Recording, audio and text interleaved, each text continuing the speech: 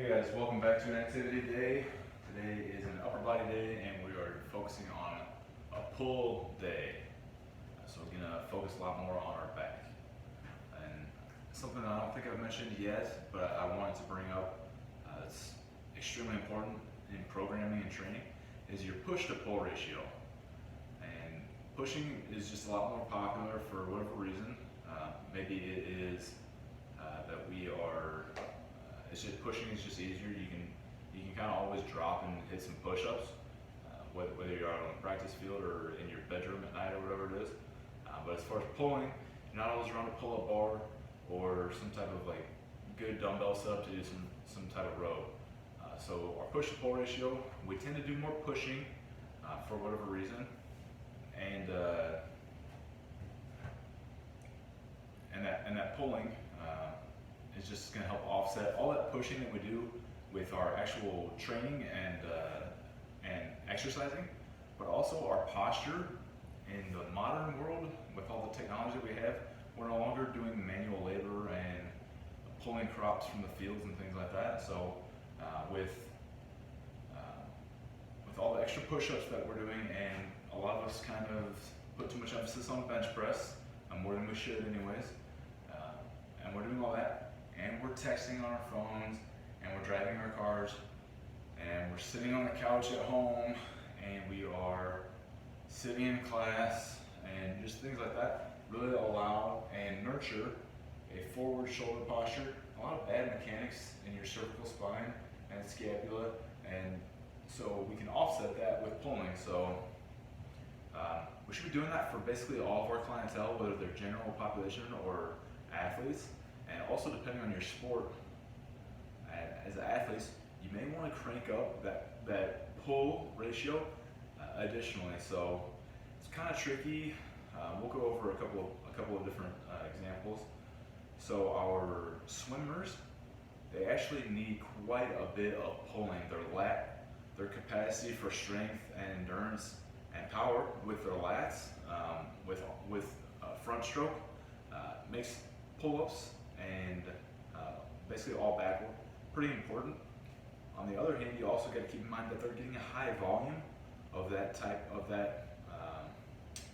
movement pattern in their sport, in their swim practice. So you want it in there, and you want to focus on maybe strength or power, endurance. Maybe that's probably not going to be a weight room activity for a swimmer, because the back endurance work is basically the lifeblood of their sport. How about our football players? And going back to that O-line, with where pushing is actually important, it's one of the few sports, and especially positions where that pushing is going to be, there's going to be such a carryover from the weight room onto the sport field. They need to be good at it, but you also got to keep in mind that if they're doing so much of that in practice, and then they're coming in the weight room and they're bench pressing and doing push-ups and all those things, that shoulder is going to start to round forward and get impinged, and it's going to be more susceptible to injuries. So even though they might be getting better at pressing and they're doing a high volume of it, that shoulder can sometimes start to get vulnerable because of all the pressing motion that we're having. So we want to do enough pulling to kind of fill out that back and give them a good basic structure, so that when they go out to press against something, like let's say an athlete is running back towards them and there's going to be a violent impact, but we want that back to be able to support and provide some assistance, and also we want that back to be worked enough to keep those shoulders in a neutral position. We did swim, football. How about wrestling? Our wrestlers are actually one of the few sports that are pretty darn symmetrical. So when they're going hand to hand with another wrestler, if they're pushing with one hand over here, a lot of times they're pulling with the other hand. And so they actually have one of the most suitable and neutral push-to-pull ratios just within their sport. But again, I would say look at all the training that goes with it. Wrestlers are such a demanding sport and so grueling, basically. They're doing quite a bit of additional training and so much activity in the wrestling room. Wrestling rooms do kind of tend to have pull-up bars and climbing ropes, But that also is really prevalent is just to drop and hit some extra push-ups. So again, that push-to-pull ratio is going to be pretty good with wrestling, but we also want to just watch out for all the additional push-ups that are taking place. And our wrestlers are combat athletes. Many of them are more likely to be spending time in the weight room and building up the big bench press. And the trend for these athletes is maybe not to build up such a big back. And so maybe they're training their pressing and their pushing movements. Maybe they're training and building up towards their potential ceiling on that. But the training of the back has maybe been minimal. And so maybe we might be able to encourage them and force them to pick up their back training to kind of keep them a little bit more level and neutral with their push-to-pull ratio. So kind of know not only your sport and your population, but your individual athletes. And then you might also change it up in season versus out of season. Not many O linemen are doing as many pressing reps out of season as they are in season. And so you might need to do more back work in season than out of season actually, or not just more back work, but actually a better ratio of a push to pull. Something that's more heavily back in season might be the way to go, just for shoulder health. So there's a few different populations, and kind of get our wheels turning a little bit about what we need to look for and what we need to be thinking about. So first of all, we're going to go over, we're going to run through some more exercises today, just like we did with our pushing day. And we are going to start the party off with some pull-ups. And pull-ups, before I even get started, I'm going to remind or share with you guys that I believe the pull-up to be a core bracing exercise. So when we're hanging off that bar, we should be in sort of this hollow position. So if you haven't done a hollow rock, that's this exercise right here, sort of an upside down plank. But when we're doing pull-ups, we want the core in sort of that scoop forward position. And with the pull-up bar that I have here, I'm at a little bit of a disadvantage. My legs are going to start at a 90-degree bend. But as I come up, my knees are going to flare forward, and I will still have sort of that hollow hold position. And there's going to be quite a bit of tension through my rectus abdominis, my abs. So again, sort of an untraditional pull-up bar here. What I'll have to do is start in that kneeling position. And one of the first things I'm going to do is I'm going to tighten up my belly. And following that, I'm going to tighten up my back. I'm going to start by pinching my shoulder blades. And then my arm action is going to take place from there. And again, right there.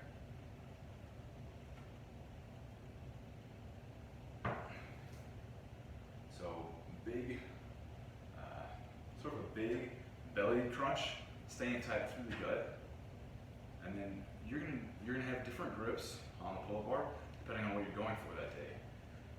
So some people want to grow big arms, and so they might slide that grip inward. That's gonna help pinch on their biceps a little bit more. They might find a neutral grip position. They might go reverse grip, kind of with that chin up, and that's gonna hit the biceps a little bit more. For me, most of the time when I go hit a pull-up, I want big back action. I want my lats getting worked. So I'm going to go full range of motion all the way down. I'm going to have scapular retraction to start, and then I'm going to pull the shoulder blades down and pause at the top. It seems to be that the wider the grip goes, the more stressed the lats are, whereas the narrower the grip goes, the more stressed the arms are, specifically the biceps. And also, this isn't the best setup for it, but you can do alternating grip and go side to side. I'm going to kind of cheat my way through a couple of reps there just to sort of talk about it a little bit. And your posture, again, if you're having athletes who have, just like we were talking about on our push-ups, how they get that sloppy banana posture.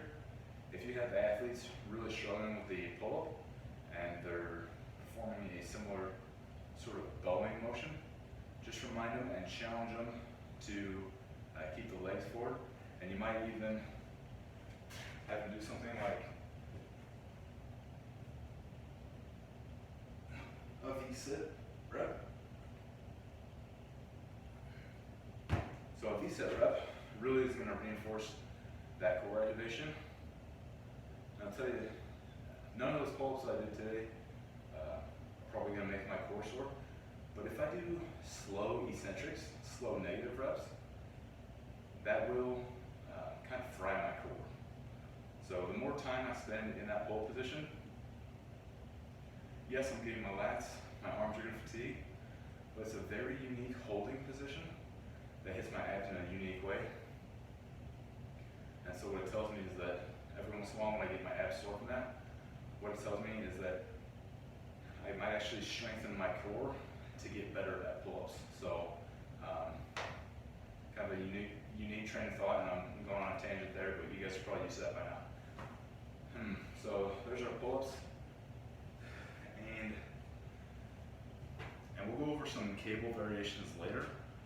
But I also see a lot of people bring in bands to assist the pull-up, and I'll say that seems to be a very inefficient way of improving the pull-up. I have watched people put bands under their knees and under their feet for years, and I've seen it just not help people. It just seems to change the movement too much that it doesn't carry over and cross over into being productive. So if you are going to band assist a pull-up, I would say focus on the bare minimum of bands that you need in order to successfully do a decent rep. So really beware of just getting skyrocketed up and down and it being almost effortless at the bottom and just basically slingshotting you back up to the top. So I would say if you're going to use bands, I'm sure they work, I'm sure they're helpful, the logic is there, but I would say that most of the time I see people using bands, they're using them to make the movement pattern way too easy to the point that it's not going to be productive and carry over into non-banded reps. I also see people adding chains, and this is just sort of an inverted movement where a lot of other exercises where you have chains, the movement gets harder at the top where it should get harder. But on the pull-up, the pull-up is already the hardest at the top, and so adding a chain to it is sort of a fun challenge, but it doesn't make a whole lot of sense. If you just want a good fun challenge, that's fine. We'll go over some cable options later. We were just talking about bands, so you could also just hang a band. I would say what's more effective, that I believe is more effective than a band-assisted pull-up, is actually just looping a band over the top of a bar and pulling the band down like a standing lat pull down. And then if you've ever done a diesel up, this is just a self-assisted pull-up that sort of breaks that mold a little bit.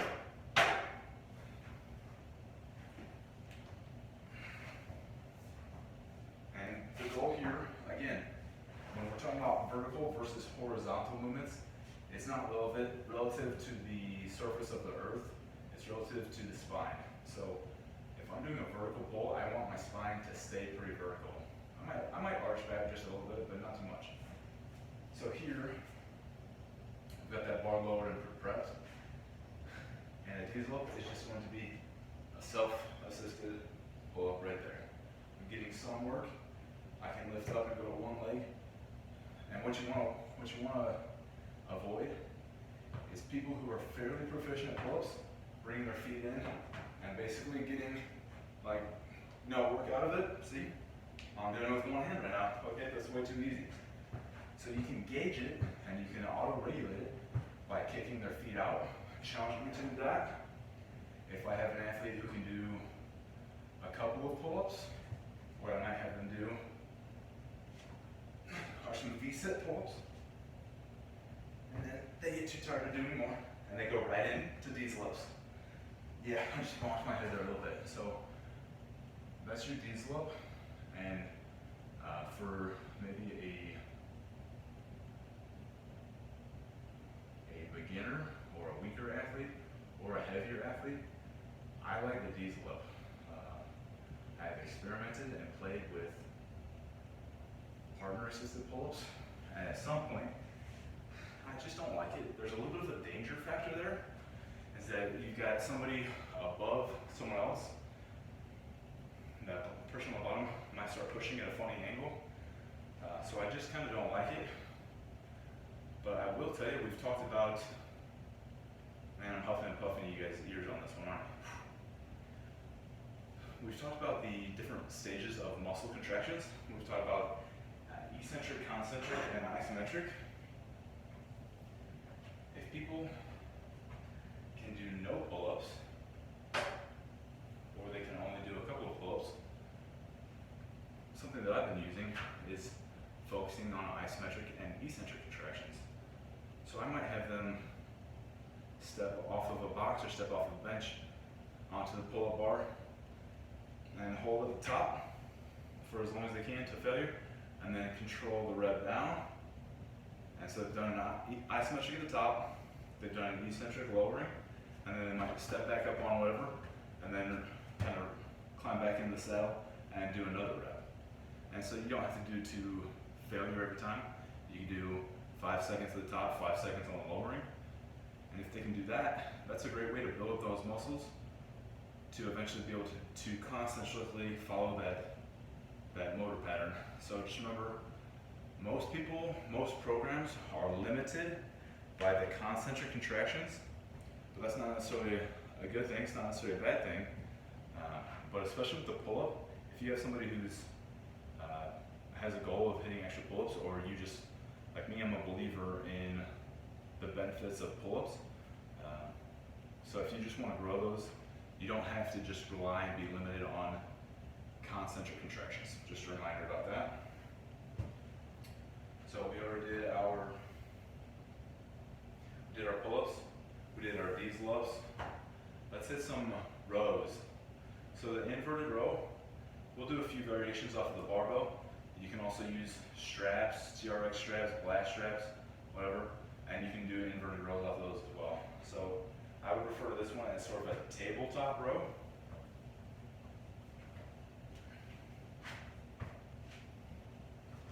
So my feet are planted. I'm going to let my knees fall to 90 degrees, or stay at 90 degrees, I suppose.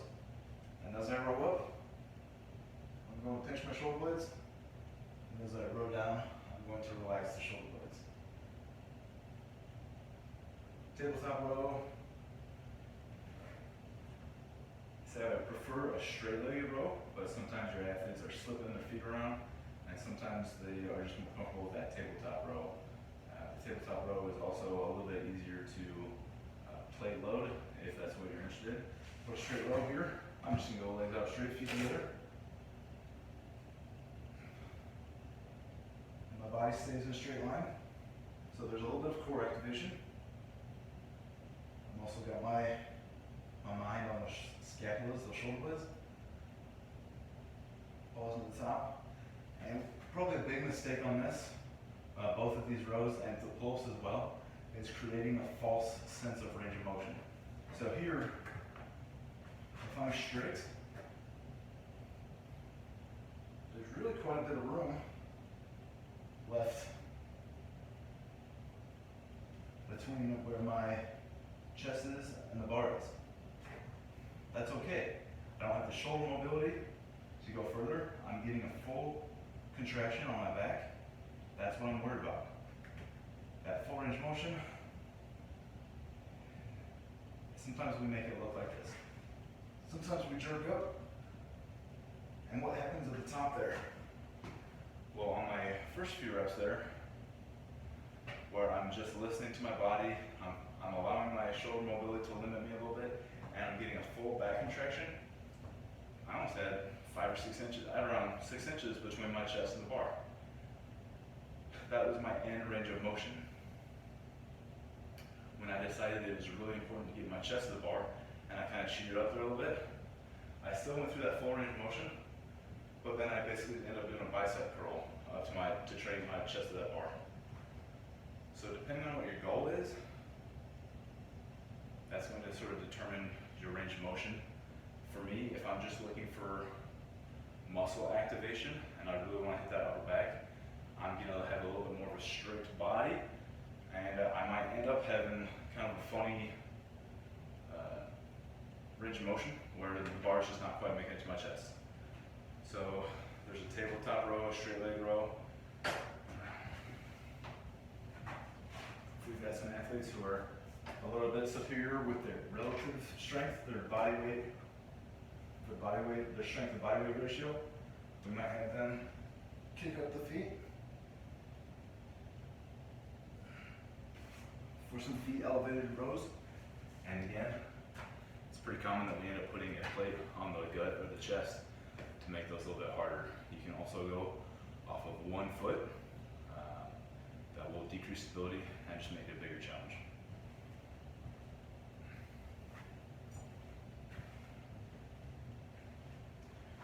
Okay, so we got our inverted rows.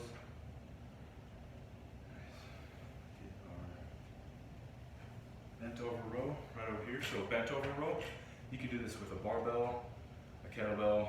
You could stand on a band and grab the band up next to your feet. I would say the most important thing to do for my goal would be to assume a power position. And this power position, it should look familiar. That power position there. We're going to hit this power position along the way on deadlifts, hand cleans, and bent over rows. So getting comfortable right here is a pretty powerful thing. It's going to come into play and it's going to be used quite a bit in the weight room. So that power position is important to us. And then with your bent over row, what I personally like to do is I'll have it drift forward a little bit so I get some additional shoulder blade motion. So I will allow it or even push it forward just a little bit. That's going to give my shoulder blades just a hair more range of motion. And then what I'm going to do is roll it back towards almost my belly button, not so much my chest. A lot of times, that's almost a reflection of that wide elbow bench press and the kind of how a lot of young lifters or novice lifters will go. And again, some proficient veteran lifters like to lift that way. I've seen people bench 400 and 500 pounds with their wide grip and elbows out here. So, but for me, when I know what I'm going for, and I know what I want my back to be doing on these bent over rows, and I will have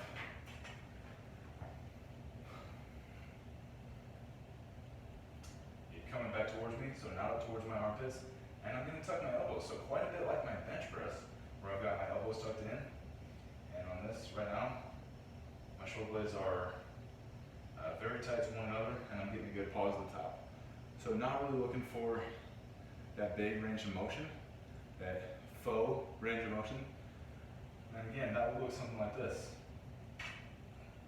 And what happens there? I'm basically going from what could be a good quality row into some sort of bicep curl to sort of make up the difference for my lack of mobility. And that's all right, but with my smaller range of motion, I'm getting everything that I want out of it. I'm getting all my posture is good, my muscle action is good, I'm getting a full range of motion. The bar's just not coming to my chest. That's not necessarily a bad thing. And again, you can play around with the grip on these. You can play around with your stance. You can assume a sumo stance if you like. You can assume a sumo stance if you like. I'm more conventional. I kind of like my regular bent over row. Dorian Yates is a very successful, several-time Mr. Olympia bodybuilder. And the Gates row is one that I borrowed from him. And that's just underhand. And that's going to be sort of a more dramatic version of the bent over row I was showing already.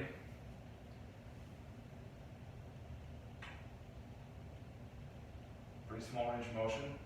And on this one, letting it drift forward really gets you some extra shoulder blade range of motion.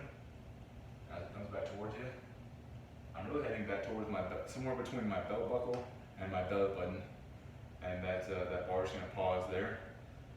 On this one, it tends to actually get to my gut, and a lot of times I'll actually reel it into my stomach just a little bit extra, and so it's kind of like your bonus at the top of the range of motion is a little bit extra resistance with your gut waiting there hanging out for you.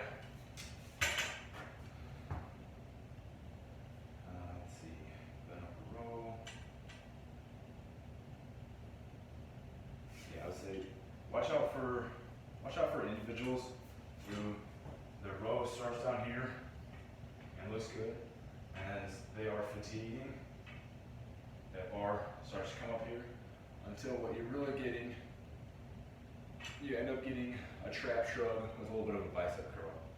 So really watch out for that. You don't necessarily need a horizontal back, but you need to be close to that. And so I would say probably one of the bigger things I see is people just standing up during this motion.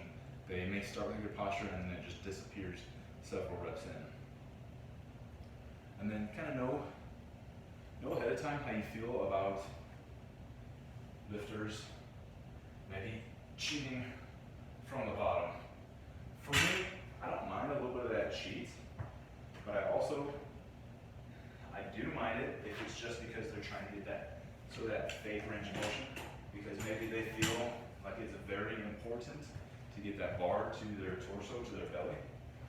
So I don't mind a little bit of that bottom cheat, especially if we're getting some serious weight on the bar, but I would say that's unnecessary, a little unnecessary. If you're using this as a posterior chain developer, you may like that a little bit more. If you're just trying to get the upper back to grow and be challenged, you may like that a little bit less. And then a diagonal row would actually incorporate setting the bar down between reps.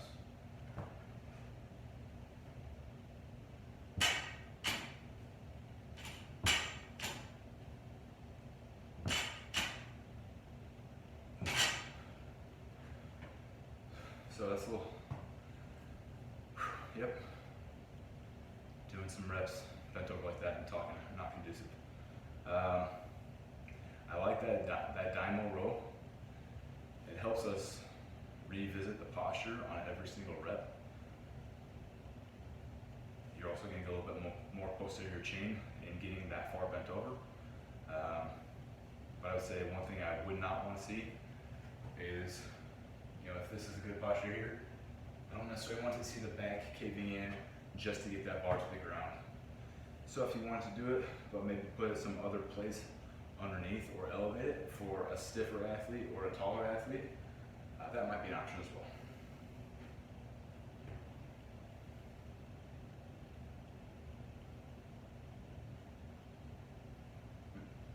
All right, so next up, we're gonna revisit that landmine option. So the landmine, we can do with any barbell, anywhere. I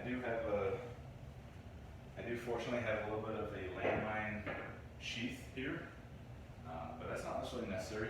You could put it in the corner. Just beware that you're probably going to chew that corner up.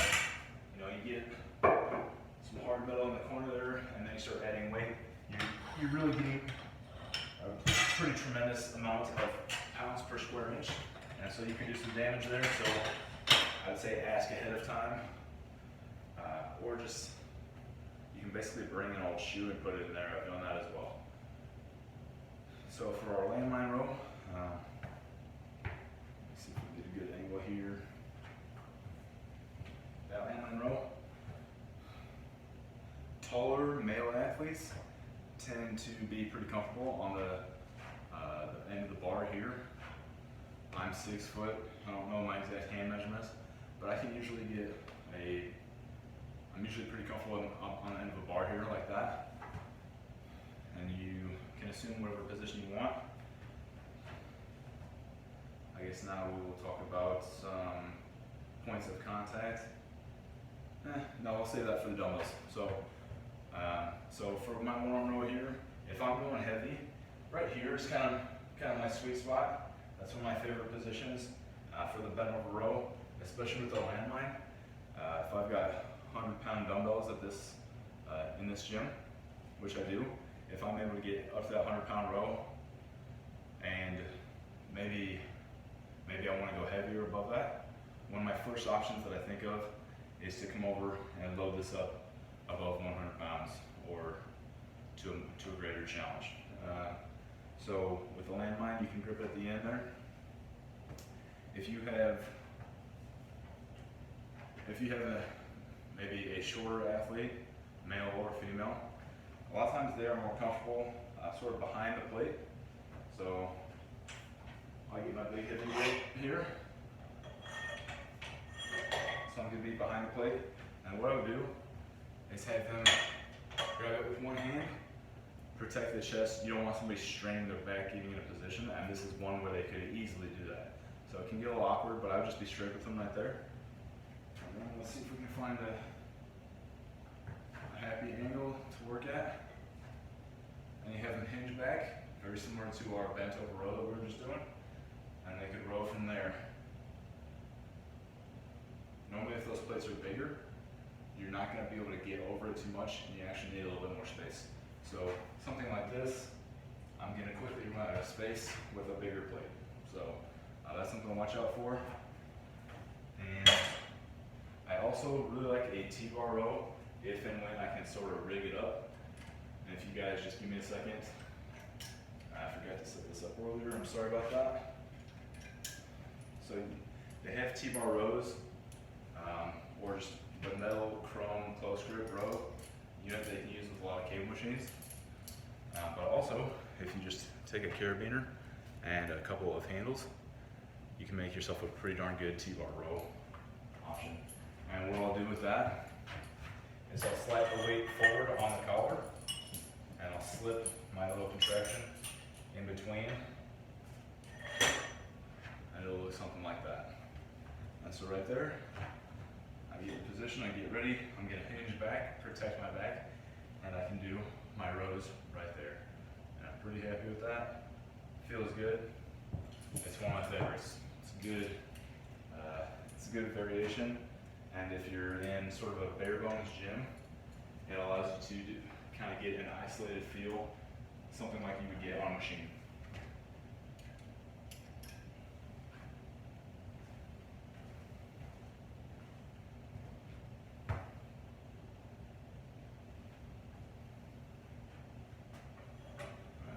We're about half hour in. Nice, we're making a pretty good time here, guys. All right, let's get going on dumbbells. So dumbbell rows, let's go over the points of contact first.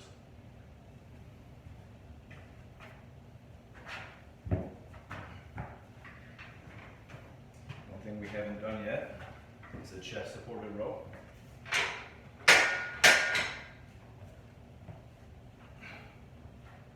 Just get into position here.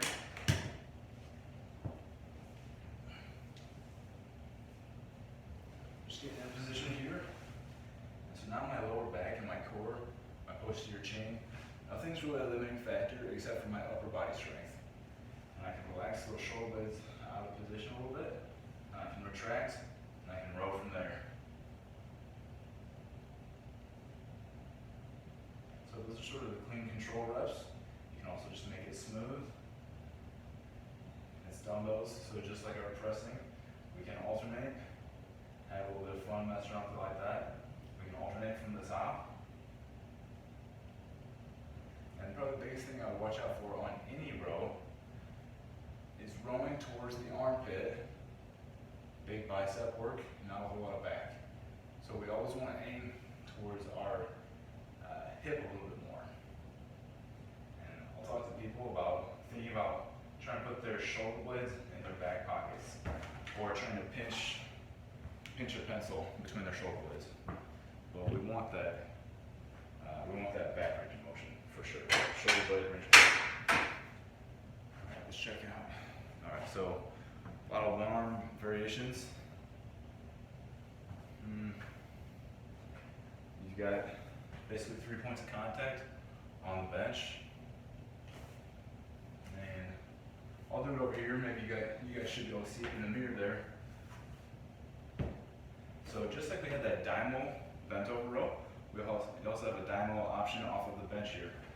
And so big shoulder blade motion, pause the bottom lax, and reinitiate it. And that last rep I kind of pulled into my armpit, more of a bicep curl.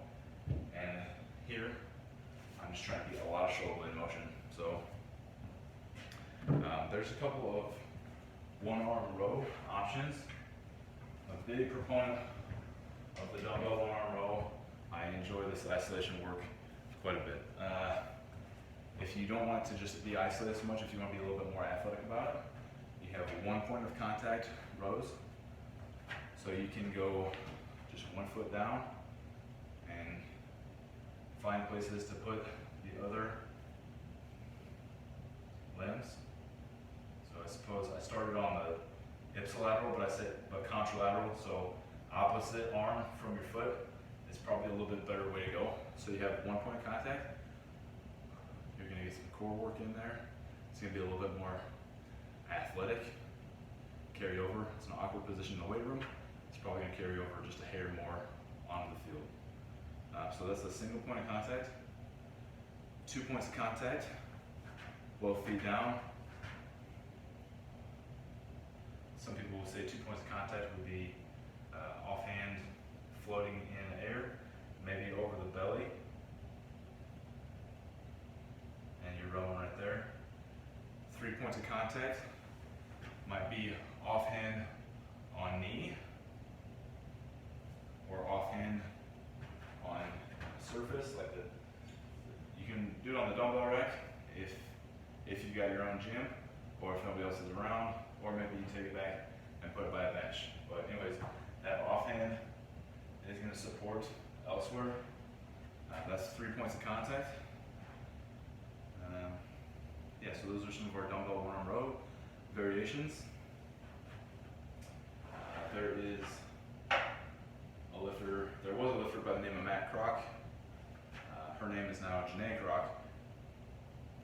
But an awesome row variation is the Kroc row, which actually is not very controlled, but is hard and heavy and unique, and can help blow up the back, especially the posterior delt. So basically finding a point of contact, and that off elbow is going to come high and away, and basically that's a good row to combine high reps with heavy weight. Not a lot of control there, so I wouldn't necessarily do it with novice lifters, or I wouldn't do it all the time. But to sprinkle it in there, here and there, you have the heavy weight, and that elbow punches up and away, and it will blow up your upper back. It's very unique and it's very good.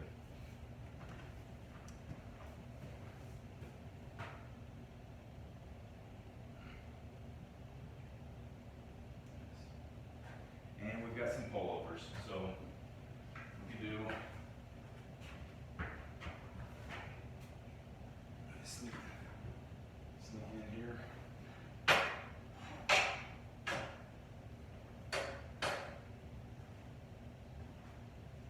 You guys see me on that? Yeah, I think you see me all right.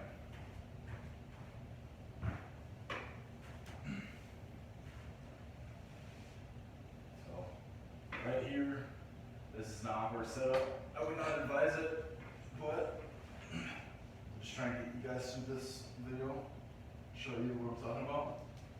More of a narrow grip there. And we're just gonna let that bar fade back behind our head. And you can just do a pullover right there. You're gonna stretch the lats there, drag those elbows down, and a pullover press actually turns your lat exercise here into a tricep exercise at the top. So there's a couple of exercise variations with that pullover. And a dumbbell pullover. I like to do that one as well.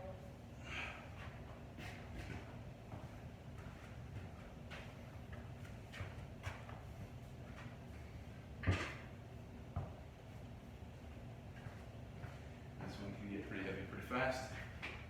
My preferred positioning for it is shoulder blades on the bench, hands under the dumbbell head, and we're gonna reel it in back here. Let it stretch those lats out. Your arms aren't gonna be stripped straight, and neither should it be 90 degrees on this one, but sort of a soft bend of the elbow, and drive it down. So open the armpit, and close the armpit, and open the armpit, and close the armpit. So if you don't have a cable machine, but you want to do some straight arm pull downs, that dumbbell pullover is basically sweet and easy, and it'll get the job done.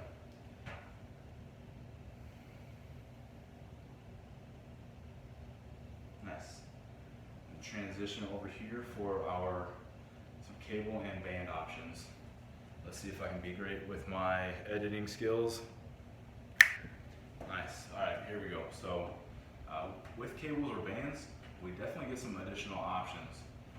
So all the talk we had earlier about pull-ups and pull-up variations, you can solve a lot of problems just by being able to come in and knock out some pull-ups, or some lat pull-downs, excuse me.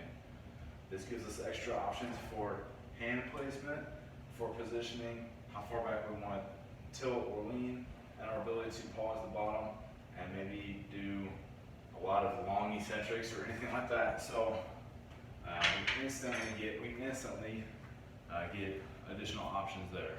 You can also do, not many people can do one arm pull downs, myself included. I can't do that, or one arm pull ups, excuse me, but everybody can do one arm pull downs with the right weight. And with that positioning, what you're actually going to find is that you're going to get a superior lat stretch there to almost anything that you're going to do on a pull-up bar. So it instantly kind of pays for itself, and that we're getting a bigger range of motion. And the first time I ever did those, I was extremely sore, which is not always a good thing when I was going for soreness, but I could tell I had done something new, and it hurt enough in a good way that I've been doing it regularly ever since then. So last few years, I've really kept one arm pull downs in my program. Straight arm pull downs, let's isolate those lats. You know, grip or handle of your choice. That one works pretty well.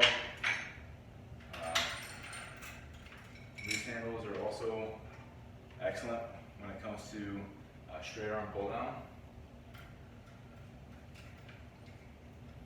If you're not doing regular pull-ups or diesel ups or lat pull downs,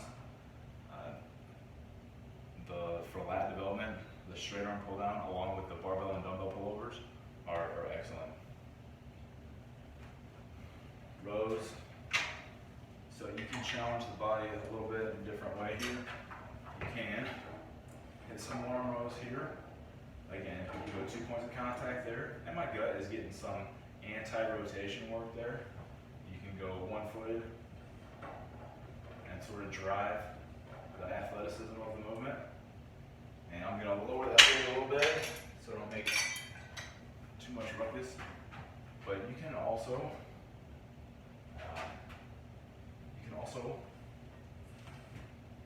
increase some athleticism here. So you can combine reps there. You could do a 90-degree row and bring it here. So cable machines are just giving some extra options. Another one of my favorites while I've got you here and while we're going. Just coming in right here. So just like I really like that T-bar row earlier using these handles, the standing row right here, it's hard to make it really, really heavy because it's just going to pull you forward, and at some point you end up sitting so far back that you're mutating the movement into something else. But if you put on a pretty good amount of weight there to where your feet are really digging in the ground and you're doing a high amount of reps, that's another movement that I really like for some hypertrophy or endurance work.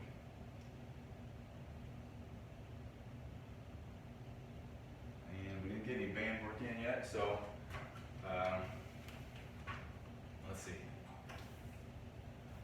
having a band, you can do so many movements with just even a simple loop band like this. But we can do some pull downs here. We can do straight arm pull downs there. We can do some row variations. And this gives us more of that power component. So if I'm a swimmer and I'm maybe a sprinter in the water, I may want to train my lat to fire more quickly, and some quick work with a band is going to boost my power output compared to normal free weights or machines. So that band resists you exponentially. So when you get further, as that band stretches out further and further, the resistance that it provides jumps up quite a bit. So that helps us get better at our rate of force production, which makes us more powerful. And nice, yeah, just a couple reminders. Safety first, so if you can't do pull-ups, don't get too tricky or fancy with your pull-up assistance, the band work. I've seen a few people do band assisted pull-ups and then their feet get caught up in them when they're trying to dismount, and it's a mess. So keep safety first on that. If you're spotting somebody else on pull-ups, don't put yourself in a position where if their hands come off the bar,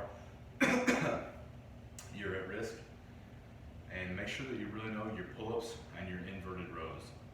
Pull-ups or pull-downs and inverted rows. So those are pretty easy ones that we can be doing anywhere, and we should really know those. And the posture on those is going to be important, as well as the scapular action. So awesome, guys. Good work. See you next time.